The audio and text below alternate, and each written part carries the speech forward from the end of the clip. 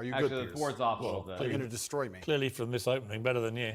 I mean, I gotta say that the pieces are pretty comical here. These pieces are absolutely hilarious.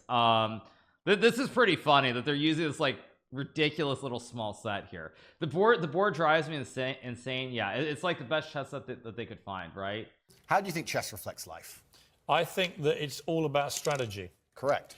That if you're good at chess, you can be good at pretty much anything because it's about Well, thinking ahead. okay, first of all, like let's slow down a bit. Here comes the classic stereotype that is not true. I've said it before and I'll say it again. Like there's this notion that in order to be very good at chess, you have to be very smart. That is simply not true.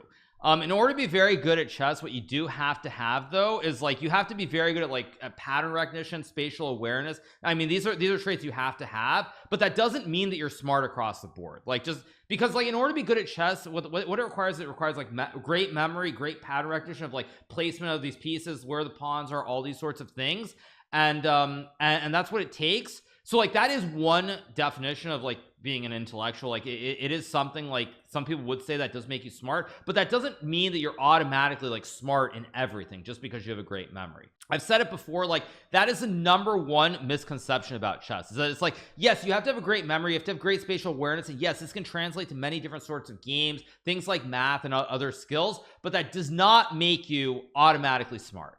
It makes you better at thinking, probably true. But yeah, it does not automatically make you smart. I will just say that because like that is the #1 misconception that everybody has about chess, is that like anyone who doesn't really play chess and they hear that someone's good at chess, like, oh, you must be really smart, you must be a genius, all these sorts of things, and that simply is not the reality. If you lose, somewhere you made a mistake. There is no luck. Absolutely right. In chess, even if it's the smallest mistake, somewhere it was your fault. It teaches absolute self-accountability, which is something that we need a lot more of. That is actually very true. I will say that is very true. Like that is why chess is one of those games that's very brutal to play as well. Because it is true. If you lose a game, you made the mistake. Like there's no blaming anything else. Like you made the mistake. That is actually like, that is a W take. Like there is self-accountability, and making a mistake is 100% true. I mean, now of course if you play a computer, it's, well, actually even if I play a computer and lose, like it's still my fault. Like yes, the computer is better than me, but I still made a mistake. So if I could play as good as the computer, I would obviously be able to draw or win against the computer. So it actually is like it is the #1, probably I think the single strongest point in terms of playing chess. I think easily the single strongest point. Canceled? Why would I get canceled? I'm talking about what makes chess great.